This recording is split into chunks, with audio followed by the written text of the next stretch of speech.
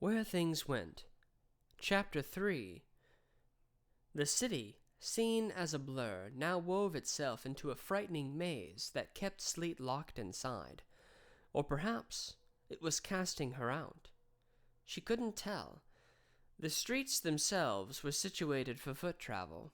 Not a car in sight, nor any sign of one. Sleet wouldn't even know what a car was. Despite the ecological boon, most paths were in dire shape. Potholes, cracks, some so worn they led into dirt. Looking up led to no improvement in view. Smashed glass windows of clothing stores, buildings that claimed to sell food yet never had any, darkened arcades, museums full of art dulled by time, old, worn-out office buildings. Some looked unfinished, as if a great project was abandoned halfway through. Desolate parks, the occasional arena.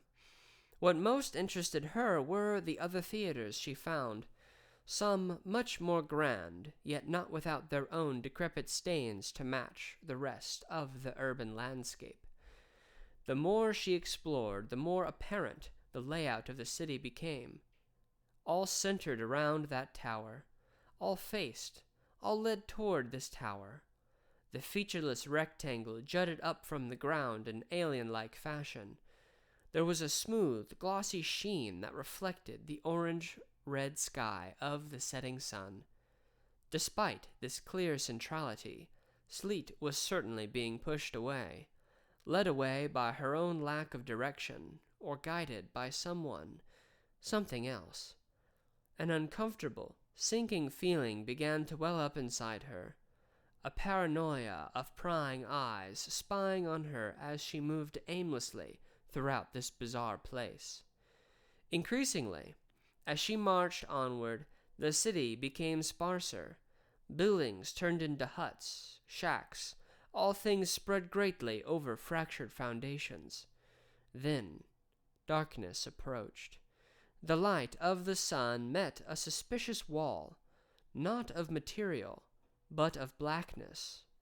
Strangely, Sleet felt repulsed by this barrier, this gateway to where exactly? Was this what King spoke of? Outside the city, the outskirts. The black pulsated, contorted, as if it witnessed this girl and grimaced in disgust. Snapping out of the troublesome trance, Sleet looked back from where she came. The tower felt much smaller, much more distant.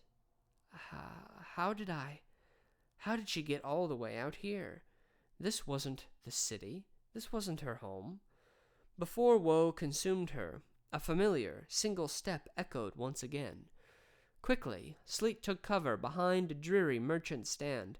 She crawled quietly around the corner and poked her head out. The shadow quaked. Another step rung out, and the hanging baubles rattled in the wake of this mystery. Fear transformed into frustration, then uncharacteristic courage from the lost little one. She straightened herself up, pointed squarely into the neighboring darkness, and made her demand. "I know you're there. Show yourself." Sleet took one bold step into the shade of the storefront. A sly voice whispered reply into her ear. "How?" "What? Who? Where?" Sleet's powerful posturing retracted instantaneously. She jolted backwards, hiding herself in her hands and excessive clothing.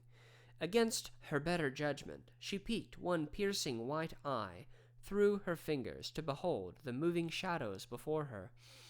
A rough outline of a figure manifested, slowly approaching Sleet. Almost sure she was delusional, Sleet turned away, rubbed her eyes, and slapped her face. Too surreal. Surely a bad daydream? Yes, of course. The alternative was too terrible to fathom. To be haunted by a horrible monster from the dark. Surely. But as she turned back, the figure became all the more clear. Yet not nearly as monstrous as she had worried. Instead, it was the obscure shape of a beautiful young woman. This young woman stood a head taller than she and leaned forward, eye level with the girl. Deeply black eyes met the shivering white. Still somewhat disturbed, Sleet thought it best to analyze the potential threat. From head to toe, this young lady was enveloped in darkness. She was shadow. Yet, a surprisingly lively tone gave depth to her in the shade. Her hair flowed as one single fluid mass, drifting listlessly behind her semi-solid form, as opposed to Sleet's hair, which formed into strands as it passed her eyes, down her back, and trailed heavily behind her every move.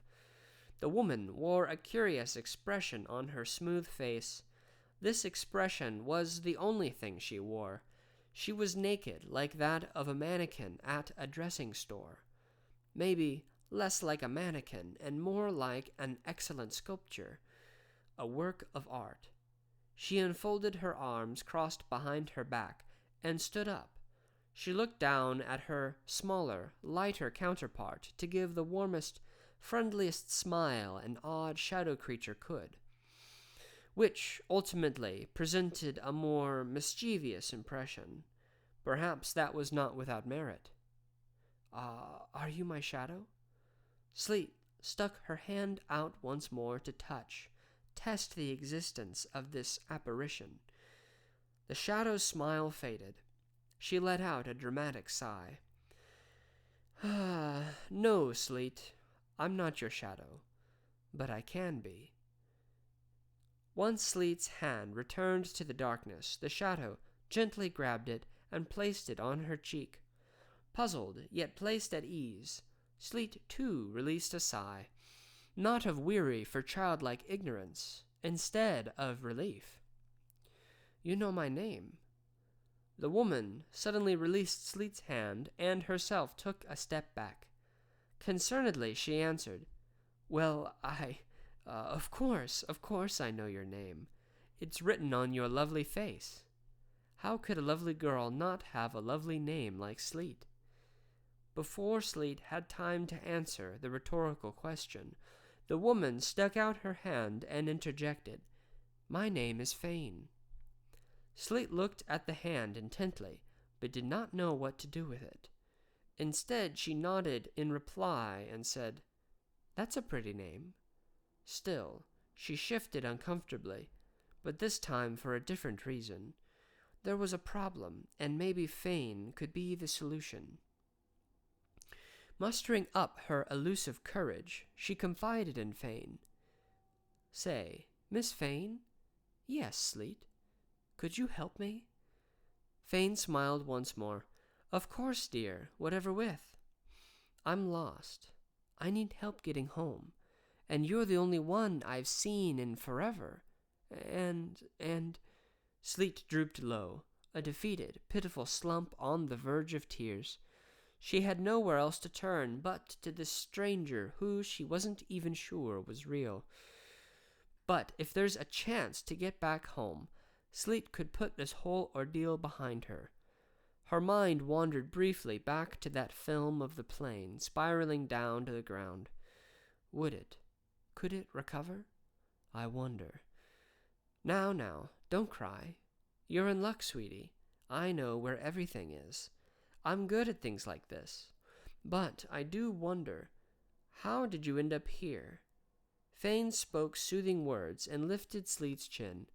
Behind the soothing words was a serious question, and Fane wanted an answer. Well, it all started when my movie stopped. I went up to leave and got scared. Then the light got in my eyes. Then King saved me from these monsters. Then... King? Who's King?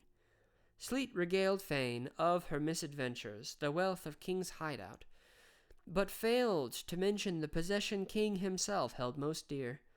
Honestly, it wasn't something Sleet found important at the time. Clearly, Fane's interest was piqued.